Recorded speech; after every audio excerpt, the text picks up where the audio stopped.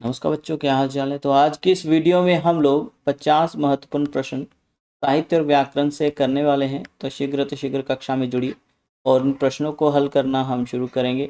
इनको हम MCQs भी कहते हैं, मल्टीपल चॉइस क्वेश्चन सीरीज। और बहुत सारे इंपॉर्टेंट प्रश्न आज की इस वीडियो में होंगे। तो शीघ्र कक्षा में जुड़िए। तो चलिए हम जल्दी से कक्षा की शुरुआत करते हैं और पहला प्रश्न आपके सामने प्रस्तुत करने का प्रयास करते हैं। हिंदी साहित्य के तृतीय काल का नाम क्या है। तो याद रखिए, आधुनिक काल, रीतिकाल, आदिकाल या भक्ति काल। बेटा यहाँ पर क्या उत्तर आना चाहिए, क्या उत्तर आना चाहिए, तृतीय यानी तीसरा काल। तो बेटा आदिकाल, भक्ति काल, रीतिकाल, तो बी ऑप्शन सही है। आगे चलते हैं। रामचंद्रिका किसकी पुस्तक है। बहुत आसान प्रश्न आ रहे हैं। रामचंद्र शुक्ल, नामवर सिंह, केशवदास या रामानंद। तो बेटा यहाँ पर उत्तर सी आ रहा है, केशवदास जी की रचना है। हरिदास किसके भक्त हैं। हरिदास किसके भक्त हैं। यहाँ पर हरिदास जो है, इनको स्वामी हरिदास के नाम से भी जाना जाता है। कृष्ण, राम, नारायण या शिव। तो बेटा याद रखिए कृष्ण का विधारा के। ठीक है, आगे चलते हैं। परमाल रासो किस काल की रचना है। किस काल की रचना है बताइए। किस काल की रचना मानी जाती है। आधुनिक काल, रीतिकाल, आदिकाल या भक्ति काल। तो आप लोग सही उत्तर दे रहे हैं, ये उत्तर आना चाहिए आदिकाल। स्वर्ण युग कौन सा माना जाता है निम्नलिखित में से। आधुनिक काल, रीतिकाल, आदिकाल या भक्ति काल। अब स्वर्ण युग से तात्पर्य आप ये थोड़ी ना कह सकते हैं कि जहाँ पर गोल्ड मिला था इस पीरियड में, या स्वर्ण मिला, सोना मिला। ठीक है, तो इससे तात्पर्य तो होता है कि उच्च कोटि का साहित्य, परिपक्व साहित्य कह सकते हैं। तो उच्च कोटि का जो साहित्य रहता है बेटा, ठीक है, वह इसमें आ ही जाता है।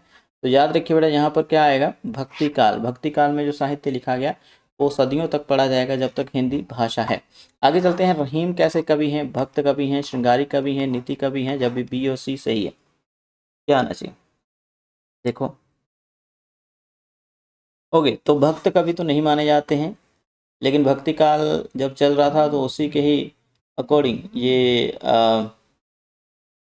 उसी के ही अकॉर्डिंग जे भी हैं, यानी उसी के ही अनुकूल, समय काल के अनुकूल जे भी जन्म लिए हैं। समय काल इनका वही है, लेकिन हाँ ये भक्ति काल से इतर चलते हैं थोड़ा सा। श्रृंगारी कवि भी हैं और नीति कवि भी हैं, बी और सी आ जाएगा। अभी श्रृंगारी कवि ऐसे भरवे नायका वेद इनकी पुस्तक है, और श्रृंगार सोठा नाम से भी इनकी पुस्तक मानी जाती है। नीति कवि ऐसे माने गए कि इनकी पुस्तक दोहावली के आधार पर। आगे देखिए, रसखान की रचना कौन सी मिलती है। दोहावली, प्रेम वाटिका, विजक या फिर रसिक प्रिय। तो याद रखिए बेटा, यहाँ पर क्या उत्तर आएगा, प्रेम वाटिका। दोहावली आपको मालूम है कि दोहावली नीति दोहे हैं, तुलसीदास की पुस्तक मिलती है और साथ में रहीम की भी मिलती है, लेकिन प्रेम वाटिका इनकी है भाई, बीजक कबीर की, रसिक प्रिय केशव की। लक्ष्य ग्रंथ किस धारा के अंतर्गत आते हैं। ये उत्तर देना है, रीतिवद, रीति सिद्ध, रीति मुक्त या रीति इतर। तो यहाँ पर उत्तर बी आ रहा है, बहुत बढ़िया, रीति सिद्ध में आएगा। रीति सिद्ध क्या होता है, जैसे बिहारी का काव्य है जो बिल्कुल नियमों के अकॉर्डिंग चलता है। जो भी काव्य के जो नियम अंग रहते हैं, जैसे कि रस सिद्धांत, अलंकार सिद्धांत, है ना, और इसी के आधार पर उन्होंने ये काव्य लिखा। तो नियमों के अकॉर्डिंग लिखने को लक्ष्य ग्रंथ कहते हैं। जैसे नियम बनाए गए थे रीतिवद में, या रीतिवद में जिस नियमों की व्याख्या की गई थी। और जो लक्षण ग्रंथ होते हैं बेटा, वह रीतिवद में आते हैं। ठीक है, ये याद रखिएगा। चलो आगे चलते हैं। रीति मुक्त में कौन सा कवि माना गया है। रीति मुक्त में कौन सा कवि आता है। केशवदास, ठाकुर, चिंतामणि या रसखान। केशवदास ये भक्तिकाल और रीतिकाल के अंतर्गत मान लिए जाते हैं। चिंतामणि रीतिकाल के हैं, रसखान भक्तिकाल के हैं, लेकिन जो रीतिमुक्त हैं वो ठाकुर हैं। आगे चलते हैं। एकलव्य किस श्रेणी की रचना है। एकलव्य किस श्रेणी की रचना है। एकलव्य, एकलव्य एक महाभारत का बहुत ही उपेक्षणीय या उपेक्षा वाला काव्य है। इनको तिरस्कृत किया गया है द्रोणाचार्य की ओर से। द्रोणाचार्य ने इनका अंगूठा मांग लिया था। बहुत ही ये कहते प्रतिभाशाली एक योद्धा थे, और आदिवासी या दलित होने के कारण ही इनको अपना अंगूठा गंवाना पड़ा, क्योंकि अर्जुन के साथ द्रोणाचार्य वादा कर चुके थे कि आपको हम दुनिया का सर्वश्रेष्ठ धनुष बनाएंगे। तो क्या है, अब उपन्यास है, नाटक है, महाकाव्य, खंड काव्य। तो बड़ा ये महाकाव्य है, और ये किसका है, ये राम कुमार वर्मा जी का है ना, राम कुमार वर्मा जी का है। आगे चलते हैं। एक और द्रोणाचार्य किस विधा की रचना है। एक और द्रोणाचार्य, तो एक और द्रोणाचार्य उपन्यास है, नाटक है, महाकाव्य है, खंड काव्य है। थोड़ा याद रखिएगा, ये नाटक है। और हाँ, ये शंकर शेष नामक एक व्यक्ति हैं, ये बहुत चर्चित है, इसलिए पूछ लिया, मास्टर कैडर में शायद ही आए। लेकिन शंकर शेष ने एक नाटक लिखा है, एक और द्रोणाचार्य, जिसमें दो कथाएं चलती हैं, एक द्रोणाचार्य की, एक आधुनिक एक प्रोफेसर की, जो प्रिंसिपल के ओहदे पर जा बैठता है भ्रष्टाचार करके। निर्मला नामक उपन्यास किसका है? निर्मला नामक उपन्यास किसका मिलता है बेटा? तो ये एक बेमेल विवाह की स्थिति को प्रस्तुत करता है और आपको मालूम होगा कि इसमें एक अधेड़ उम्र के व्यक्ति के साथ एक कम उम्र की लड़की की शादी हुई थी, इसका नाम उर्मिला था। तो बेटा यहाँ पर बी उत्तर दे रहे हैं आप लोग, बहुत बढ़िया। उसके बाद क्या उसको परेशानी का सामना करना पड़ता है, ये सब इसमें है। आधुनिक काल का सबसे बड़ा काल कौन सा माना जाता है? आधुनिक काल का सबसे बड़ा काल, समय काल की दृष्टि से आप देखेंगे, समय काल की दृष्टि से सबसे बड़ा काल, तो याद रखिए बेटा यहाँ पर क्या उत्तर आएगा, तो उत्तर क्या आना चाहिए, यहाँ पर समय काल लिखा, ठीक है। द्विवेदी, शायावाद, प्रयोगवाद या भारतेंदु, तो बेटा याद रखिए भारतेंदु ही है, ठीक है। 1857 या 1850 से लेकर 1900 वर्ष तक जो है ये माना ही जाता है। तो इस तरह से आप देख सकते हैं सबसे बड़ा यही माना गया। ईदगाह कहानी किसकी है? ईदगाह कहानी बचपन से ही हम लोग पढ़ रहे हैं, टेलीविजन पर भी देखी होगी, इसका प्रस्तुतिकरण हो चुका है। लेकिन हाँ, सुदर्शन प्रेमचंद, महादेव वर्मा, जसपाल, तो बेटा यहाँ पर प्रेमचंद जी की ये एक कहानी है। यमुनोत्री की यात्रा एक यात्रा वृत्तांत है, ठीक है। क्या है बेटा? ये यात्रा वृत्तांत है, बीए के सिलेबस में लगा हुआ है, ठीक है। बीए के सिलेबस में लगा वृत्तांत। यात्रा वृत्तांत क्या होता है कि कोई लेखक या कोई व्यक्ति जब घूमने जाता है तो उसको जब वो पन्नों पर उकेरता है एक कथा के माध्यम से, तो उसको वो यात्रा वृत्तांत कहते हैं। तो याद रखिए ये किसकी है? मोहन राकेश, राहुल सांकृत्यायन, विष्णु प्रभाकर या फिर उपेंद्र नाथ अशोक। थोड़ा याद रखिए यमुनोत्री वह जगह है जहाँ से जमुना प्रवाहित होती है, ठीक है। तो उद्गम स्थल जमुना का, और ये विष्णु प्रभाकर जी की रचना है। आदिकाल में खड़ी बोली का काव्य किसको कहा गया है? आदिकाल में खड़ी बोली का काव्य किसको कहा, कवि किसको कहा गया? काव्य नहीं, कवि। चरप्पा, पुष्यदंत, अमीर खुसरो, विद्यापति, तो याद रखिए बेटा अमीर खुसरो को ही कहा गया है। आगे देखिए देवनागरी लिपि की विशेषता कौन सी नहीं है? देवनागरी लिपि की विशेषता कौन सी नहीं है? प्रत्येक ध्वनि के लिए चिन्ह, स्थिर एवं अपरिवर्तनीय लिपि, अपरिवर्तनीय लिपि, या फिर उच्चारण और लेखन में अकरूपता। बेटा क्या उत्तर आना चाहिए? स्थिर एवं अपरिवर्तनीय लिपि, है ना? क्या यही सही है? देवनागरी लिपि की विशेषता कौन सी नहीं? बिल्कुल स्थिर और अपरिवर्तनीय लिपि इसको नहीं कह सकते हैं। समय समय पर इसमें सुधार होते रहते हैं, ठीक है। समय समय पर बहुत ज़्यादा सुधार इसकी आकृति में आते रहते हैं, तो बिल्कुल अपरिवर्तनीय लिपि कह सकते हैं कि नहीं? यहाँ पर स्थिर, ये तो बिल्कुल भी गलत है। प्रत्येक ध्वनि के लिए जो चिन्ह है, बिल्कुल ये तो सही विशेषता है, स्थिर नहीं कहेंगे इस लिपि को। आगे देखिए सी ऑप्शन अपरिवर्तनीय लिपि, अपरिवर्तनीय लिपि ये भी एक तरह से फिर गलत हो जाएगा, हम सी भी ऑप्शन सही कर लेते हैं, ठीक है। आगे देखते हैं उच्चारण और लेखन में एकरूपता, ये बिल्कुल सही, तो यहाँ पर बी और सी गलत हो जाएगा। आगे चलते हैं राजभाषा अधिनियम कब पारित हुआ? राजभाषा अधिनियम 1967, 1963, 1960, 1961, यहाँ पर उत्तर बी आएगा 1963। आगे देखिए भाषा के मानकीकरण के संबंध में कौन सा गलत है, चयन करना है। मानकीकरण के संबंध में पहला देखो वर्ण की आकृति अपरिवर्तनशील है, वर्तनी में सुधार जरूरत पड़ने पर पड़ता है। आगे देखिए निजी प्रयत्नों से भाषा में विविधता आती है।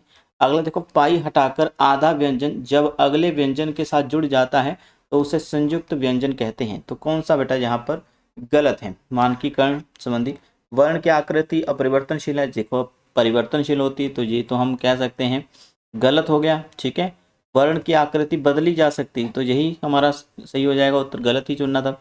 वर्तनी में सुधार जरूरत पड़ने पर पड़ता है, बिल्कुल जरूरत पड़ने पर वर्तनी में सुधार आता रहता है, तो करते रहते हैं विद्वान। और निजी प्रयत्नों से भाषा में विविधता आ जाती है, बिल्कुल निजी परिवर्तन नहीं होना चाहिए, ये कहा जाता है। पाई हटाकर आधा व्यंजन जब अगले व्यंजन के साथ जुड़ जाता है तो उसे संयुक्त कहते हैं, बिल्कुल ये वाली स्थिति आप देखिए, ठीक है। ये भी हो गया आधा का, लेकिन हाँ इसमें तो पाई नहीं है, लेकिन हाँ यदि हमने प्यार लिखना है, ठीक है, तो ये संयुक्त व्यंजन हो गया, ठीक है। आगे चलते हैं, हमारे पास आता है भाषा का गौण रूप कौन सा है? भाषा का गौण रूप क्या है? श्रवण है, वाचन है, लिखित है, या फिर पठन है? भाषा का श्रवण होता है सुनना, वाचन होता है बोलना, लिखित होता है लिखना, और पठन होता है पढ़ना। लेकिन सबसे पहले जो प्रधान गुण होता है बेटा वो होता है भाषा बोलना, ठीक है।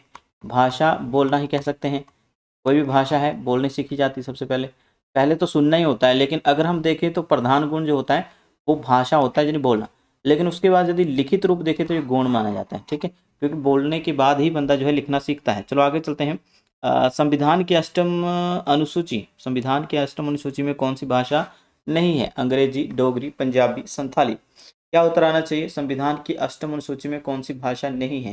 संविधान के अष्टम अनुसूची में अंग्रेजी, डोगरी, पंजाबी, संथाली, तो बेटा क्या उत्तर आना चाहिए? अंग्रेजी नहीं है, हम अंग्रेजी को चेपते रहते हैं, अंग्रेजी में पढ़ाई करना चाहते हैं, अपने बच्चों को पढ़ाना चाहते हैं, लेकिन अंग्रेजी संवैधानिक रूप से अष्टम सूची में 22 आधिकारिक भाषाओं में है ही नहीं। बताइए। ठीक है जी, आगे चलते हैं। बसंत विलास पुस्तक डैश ग्रंथ है? एक रास ग्रंथ है, फागु ग्रंथ है, आचार ग्रंथ है, या फिर नैतिक मूल्यों का ग्रंथ है? तो याद रखिएगा ये एक फागु ग्रंथ माना जाता है, जो बसंत के महीने में गाया जाता है। स्त्रियों का काव्य भी इसको कहा जाता है। चलो आगे चलते हैं। पृथ्वीराज रासो किस श्रेणी का काव्य है? प्रख्यात है, उत्पाद्य है, मिश्र है, या फिर इनमें से कोई नहीं? तो याद रखिए बेटा, यहाँ पर क्या उत्तर आना चाहिए? तो बेटा ये एक मिश्र काव्य कहा जाता है, क्योंकि इसमें कल्पना, ठीक है, और इतिहास का मिश्रण है। कल्पना और इतिहास का मिश्रण है। प्रख्यात होता है जो प्रसिद्ध हो ऐतिहासिक रूप से, ठीक है, लोक कथा हो सकती है। लेकिन उत्पाद्य होता है वह जो कवि के मस्तिष्क की देन हो, कवि के दिमाग की उपज का काव्य, ठीक है, उपज का। चलो आगे चलते हैं। किस रचना को हेमचंद्र बिहारी के दोहों के बीच की कड़ी कहा जाता है? पदावली, बसंत विलास, संदेश रासक, या फिर ढोला मारूरा दोहा? बेटा यहाँ पर क्या आना चाहिए? याद रखिए यहाँ पर उत्तर आएगा डी, ढोला मारूरा दोहा। आगे हमारे पास प्रश्न है बेटा, पंच पांडव रचित रास। पंच पांडव चरित रास होगा मेरे ख्याल से, रचित नहीं, चरित शायद। हाँ, किसकी रचना है? जिंदत सूरी, धनपाल शालीभद्र सूरी, या फिर सोमप्रभ सूरी? तो याद रखिए बेटा यहाँ पर शालीभद्र सूरी 2 आएगा, ठीक है, शालीभद्र सूरी 2। आगे देखते हैं। हिंदी भाषा का उद्भव और विकास नामक पुस्तक किसकी है? हिंदी भाषा का उद्भव और विकास पुस्तक किसकी है? नीरजा माधव, उदय नारायण तिवारी, भगीरथ मिश्र, या हजारी प्रसाद द्विवेदी? तो ये एक बहुत ही महत्वपूर्ण पुस्तक है। 26वां प्रश्न उदय नारायण तिवारी पर जाएगा, ठीक है, उत्तर इसका। हिंदी काव्य धारा पुस्तक किसकी मिलती है? विश्वनाथ प्रसाद मिश्र, राहुल संकृत्यान, नगेंद्र, या उदय नारायण तिवारी? तो याद रखिए राहुल संकृत्यान की ये रचना है। आदिकाल का प्रारंभिक काल नाम से किसने दिया है जनाब? ठीक है, मिश्र बंधु, रामचंद्र शुक्ल, गणपति चंद्र गुप्त, हजारी प्रसाद द्विवेदी? तो बेटा यहाँ पर याद रखिएगा गणपति चंद्र गुप्त ने दिया है। क्यों? देखो मिश्र बंधुओं का जन्म पहले हुआ है, तो हम आ से कह सकते हैं कि उन्होंने आदिकाल का आरंभिक काल नाम दिया। अभी गणपति चंद्रगुप्त बाद में आते हैं, तो उन्होंने क्योंकि वर्णमाला में प्र बाद में आता है, तो इस तरह से आप याद कर सकते हैं। आगे चलते हैं। ये वाली पंक्ति किसकी है भाई? किस पुस्तक से संबंधित है? 12 वर्ष लो कुकर जीवे और अरु सोरहा लो जिये सियार, वर्ष 18 क्षत्रिय जीवे, आगे जीवे को अधिकार। ठीक है, पृथ्वीराज रासो, परमाल रासो, बीसल देव रासो, या खुमान रासो? तो क्या बेटा उत्तर आना चाहिए? तो बेटा याद रखिए परमाल रासो होना चाहिए, ठीक है, परमाल रासो सही उत्तर आएगा इसका, ठीक है। आल्हा खंड भी कहा गया इस पुस्तक को। तो ये पुस्तक में जो पंक्ति है, जो क्षत्रियों के बहादुरी के ऊपर, जो उनके शौर्य के ऊपर लिखी गई है, कि जो कुत्ते की जो जिंदगी है वो 12 वर्ष की होती है, लेकिन जो गीदड़ की होती हैं यह भी ज़्यादा नहीं होती हैं, लेकिन जो क्षत्रिय लोग होते हैं वह भी ज़्यादा लंबे समय तक नहीं जी पाते हैं। 18 वर्ष तक ही उनका शौर्य रहता है, यानी 18 वर्ष तक वह अपना शौर्य दिखाते हैं और उसके आगे के जीवन को धिक्कारते हैं वो जब बूढ़े हो जाते हैं। आगे चलते हैं। पुष्यदंत को हिंदी का प्रथम कवि स्वीकार किसने किया है? पुष्यदंत को पुंड कहा है, हालांकि उन्होंने। रामकुमार वर्मा, शिव सिंह सेंगर, रामचंद्र शुक्ल, या तासी? तो बेटा याद रखिए शिव सिंह सेंगर उत्तर आएगा। बहुत बढ़िया उत्तर दे रहे हैं आप लोग। भविष्यत कहा किस पुस्तक का नाम है? भविष्यत कहा किस पुस्तक का नाम है? सॉरी, किसकी पुस्तक का नाम? ये किसकी पुस्तक, माफी चाहूंगा, किसकी रचना है, ये उत्तर आना है, ठीक है। हाँ, किसकी रचना है, मैं अभी गलत ही बोल गया, माफी चाहूंगा। राम सिंह, धनपाल, पुष्यदंत, या फिर अब्दुल रहमान? तो बेटा ये याद रखिएगा कि यह आएगा उत्तर धनपाल जी। हाँ, चलो आगे चलते हैं। हमारे पास आ रहा है अपभ्रंश का पाणिनि किसको कहेंगे? अपभ्रंश का पाणिनि दामोदर शर्मा, हेमचंद्र, ज्योतिश्वर ठाकुर, या फिर अमीर खुसरो? तो बेटा यहाँ पर क्या उत्तर आना चाहिए आपके अनुसार? 32वां प्रश्न चल रहा है और हेमचंद्र को ही उत्तर आएगा। आगे चलते हैं। आदिकाल में कौन सबसे प्रतिभाशाली कवि रहा जिसने कव्वाली, तबला, गजल, कोश ग्रह संग्रह में महारत हासिल कर रखी थी? विद्यापति, अमीर खुसरो, चंद कवि, या सरहप्पा? तो बिल्कुल उत्तर भी आएगा अमीर खुसरो। किस कवि का वास्तविक नाम विष्णु शर्मा मिलता है? सरहप्पा, गोरखनाथ, मत्स्येंद्र नाथ, या विद्यापति? किस कवि का वास्तविक नाम विष्णु शर्मा मिलता है? तो याद रखिए यहाँ पर उत्तर आएगा मत्स्येंद्र नाथ। आगे चलिए। शैव सर्वस्वसार यह पुस्तक किसकी है? शैव सर्वस्वसार, और वही है जो शैव थे, जो मूल रूप से शैव थे। हालांकि उन्होंने कृष्ण काव्य लिखा, पदावली लिखी, लेकिन विद्यापति को विद्यापति के लिए ये पुस्तक है, उनकी पुस्तक है। विद्यापति पदावली के संबंध में सर्वमान्य मत कौन सा माना जाता है? यह रहस्यवादी काव्य है, यह श्रृंगारी ग्रंथ है, यह भक्ति काव्य है, या इनमें से कोई नहीं? तो बेटा क्या उत्तर आना है जी 36वें का? बिल्कुल, ये एक श्रृंगारी ग्रंथ है। आगे चलते हैं, दिल्लीपति नाम से किसे प्रसिद्ध माना गया है? दिल्लीपति नाम से कौन, दिल्लीपति नाम से कौन प्रसिद्ध है? आमिर खुसरो, विद्यापति, चंद कवि, या फिर सरहप्पा? तो याद रखिए यहाँ पर उत्तर बी आएगा, विद्यापति।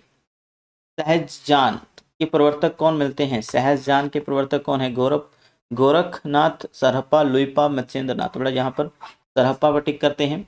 आमिर खुसरो के संबंध में गलत तथ्य का आप चयन करेंगे। हिंदू मुस्लिम संस्कृति का समन्वय का प्रथम कवि, खड़ी बोली का प्रथम कवि, प्रबंध काव्य रहने का विशेषज्ञ, गुलाम वंश के राजाओं के अंतर्गत राजकवि? तो यहाँ पर आमिर खुसरो के बारे में क्या है?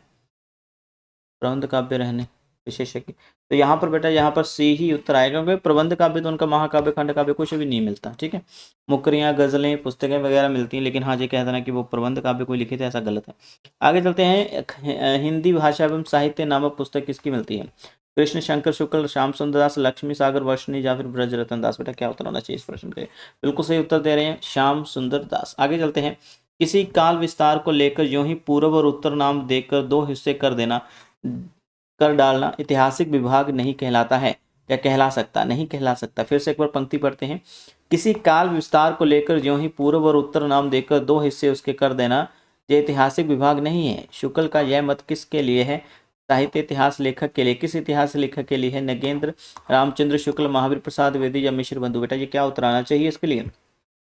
बिल्कुल ये शुक्ल जी का मत है, और ये उन्होंने मिश्र बंधुओं की पुस्तक के लिए कहा था।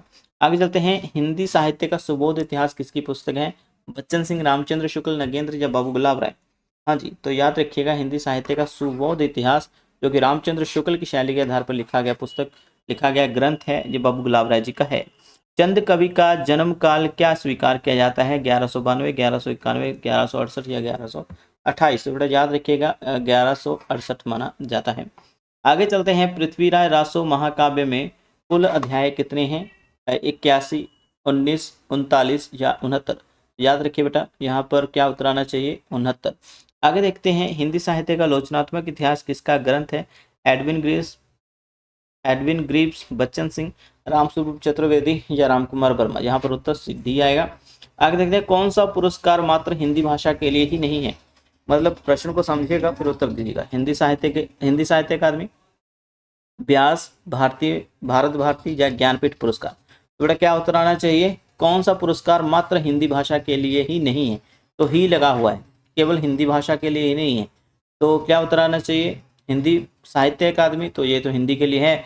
व्यास पुरस्कार भी हिंदी के लिए ही है, और भारत भारती भी। लेकिन ज्ञानपीठ पुरस्कार जो है वो मलयालम के लिए भी मिल सकता है, वो बांग्ला भाषा के लिए भी मिल सकता है, लेकिन हाँ एक साल में एक ही किसी रचनाकार को जो मिलता है, जैसे अभी विनोद कुमार शुक्ल को मिलता है। ठीक है, मिला है, विनोद कुमार शुक्ल को इस वर्ष मिला है, विनोद कुमार शुक्ल। ठीक है, इनकी बहुत सारी पुस्तकें, नौकर की कमी जैसे एक उपन्यास इनका बहुत चर्चा का है,